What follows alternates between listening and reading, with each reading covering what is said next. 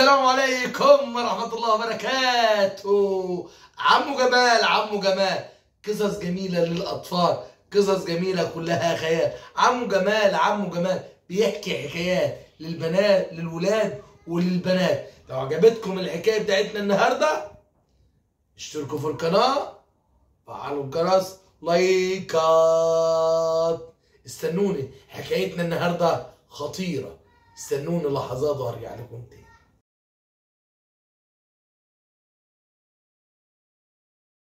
السلام عليكم ورحمة الله وبركاته. رجعنا لكم تاني بقصة جديدة.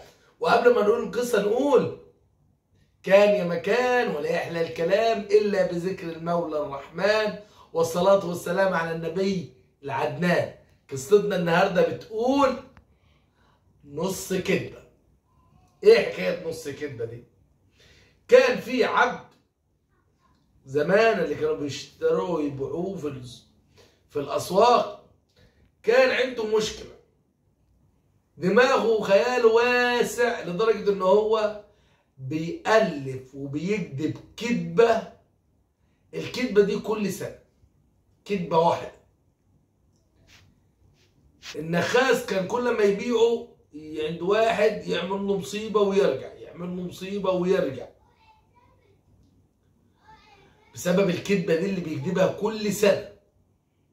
أول السنة آخر السنة، أهم حاجة كذبة في السنة وخلاص. نزل بيه في السوق وفضل يقول مين يشتري العبد ده على عيبه، مين يشتري العبد ده على عيبه. وفي تاجر كان غريب معدي سمع، قال انا هشتري عبد واشوف ايه عيبه. الراجل قال له عيبه ان هو بيكذب كذبه واحده في السنه. بعد الراجل قال يا سلام، كذبه واحده بس بسيطه، ده 100. قال له انت متاكد من الكلام؟ قال له نكتب الكلام ده عشان ما ترجعش في كلامك وما تقوليش انا ضحكت عليك، وكمان ما تقتلش ايه العبد، وكمان لازم تكمل سنه. الراجل قال طب خلاص. خد العبد واشتراه وساب البلد وراح لبلاد تاني. بيجي ياخدوا العبد ده في ايه؟ في كل مكان. والعبد مش راضي يكذب. ليه؟ كان قبل ما ياخده بكام يوم كان كاتب كذبه كبيره، وكان صابر هو ان هو يعدي سنه على الكذبه دي. التاجر بياخده معاه في كل حته في كل مكان وما استغناش عنه. وعدت السنه دي كان خير على الزراع، والتاجر استفاد منها استفاده كبيره. التاجر عمل حفله كبيره لاصحابه، بس هتشوفوا ايه اللي حصل فيها. استنوني لحظات واقول لكم ايه اللي حصل فيها. رجعنا لكم تاني، وحشتوني في اللحظات دي. المهم التاجر عامل حفله كبيره لاصحابه في الوكاله عنده، وعازم كل اصحابه الاوفياء، كل التجار اللي معاه اللي كسبوا السنه دي وكسبوا مكاسب كبيره. قال للولد العبد ده يلا خد الحصان بتاعي وروح فين؟ وروح قول لولادي تعالوا عشان تحضروا الحفله. وهو ماشي قال كدبه هتيجي دلوقتي، انا لازم اكدب الكدبه بتاعتي. عدت سنه على الكدبه اللي فاتت، لازم ابدا اكذب في الكدبه دي. المهم اول ما قرب من البيت عور نفسه وقطع هدومه وضرب الحصان. فضل يصرخ يصرخ يصرخ. تلموا عليه الناس قالوا له ايه اللي حصل؟ قال له الحقوا التاجر بتاعي مات. راح البيت ومراته قالت له ايه اللي حصل؟ مالك بتصرخ ليه؟ قال لها ده مولاي كان قاعد ما هو واصحابه وقاعدين حفله حلوه، وجع عليهم البيت كلهم ماتوا. مرات الراجل التاجر فضلت تصرخ وتعمل عمايل اولادهم، فضلت تكسر في البيت.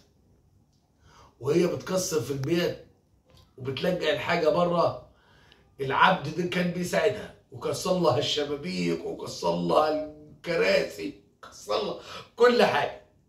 الناس قالوا لها ما ينفعش كده، انت جوزك مات تحت الانقاض، تعالوا نروح للوالي والوالي يجيب ناس تساعدنا، فرقه انقاذ تساعدنا عشان نطلع جوزك من تحت الانقاض. المهم خدت شويه ستات وشويه عيال عمال يصرخوا رايحين عند الوالي. العبد يسكت؟ لا ما يسكتش، راح عند التاجر فضل يبكي. التاجر قال له مالك بتبكي ليه؟ مالك بتبكي ليه؟ قال له ببكي عشان بيتك وقع. قال له وقع على مين؟ قال له وقع على مراتك. ماتت؟ قال له ايوه. ولادي ماتت؟ ماتوا. بنت صغيره ماتت؟ ايوه. البغله بتاعتي ماتت. قال له بص يا سيدي، كل حي في البيت عندك مات، كل حاجه حيه ماتت، البيت وقع عليهم وموتهم. الراجل فضل يندب حظه واصحابه فضلوا يواسوه، والليله اتقلبت لدمار.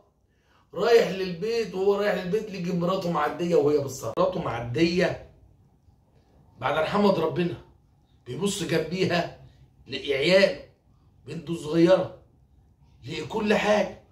هي بصت مراته وهي عمال تصرخ وتبكي، لقيته صاحي. هو يقول لها الحمد لله على سلامتك، وهي تقول له الحمد لله على سلامتك، الحمد لله على سلامه الولاد، وهي تقول له ربنا يخليك ليا. قال لها ايه اللي حصل؟ قالت له عبدك اللي انت اشتريته من سنه ده قال لنا اللي انت مت، وهو لا ده العبد قال كذا كذا كذا. المهم مسك العبد ورفع السيف وعاوز يموته. قال له يا مولاي ما تقدرش تموتني، انت مكتوب في العقد بتاعك اللي انا عندي عيب وانت اشتريتني على عيبي. قال له طب انا اعتقك. قال له ولا هسيبك تعتقني، لو سبتني حر انا مش هسيبك. قال له ليه؟ قال له عشان انا ما بعرفش اشتغل غير شغلانه العبد دي، ولا انا اكذب كل كذبه كل سنه. قال له سيبنا حرام عليك. قال له لا انا لازم اكمل معاك السنه، انا كذبت يا نص كذبه ولسه النص التاني هكمل. قال له يخرب بيتك يا اخي سيبنا وامشي. الراجل التاجر خد ولاده ومراته وماشوا وراحوا للبيت، والعبد وراه. الراجل اول ما شاف البيت قال يا ايه اللي حصل للبيت ده؟ مراته قالت له انا لما سمعت بخبرك زعلت وساعدني كفور على العبد بتاعك اسمه كفور، ساعدني على تكسير البيت. بص له قال له يا اخي بعيد بعيد عني. قال له يا راجل انا كتبت نص كدبه وفاضل لي نص كدبه. التاجر قال له يا سلام، نص كدبه وعملت فينا كل ده؟ ما لو كدبت كدبه كامله هتعمل ايه؟ لو عجبتكم القصه ما تنسوش تشتركوا في القناه، فعلوا الجرس، لايكات. استنوني في قصه جديده من قصص عم جمال. سلام عليكم ورحمه الله وبركاته.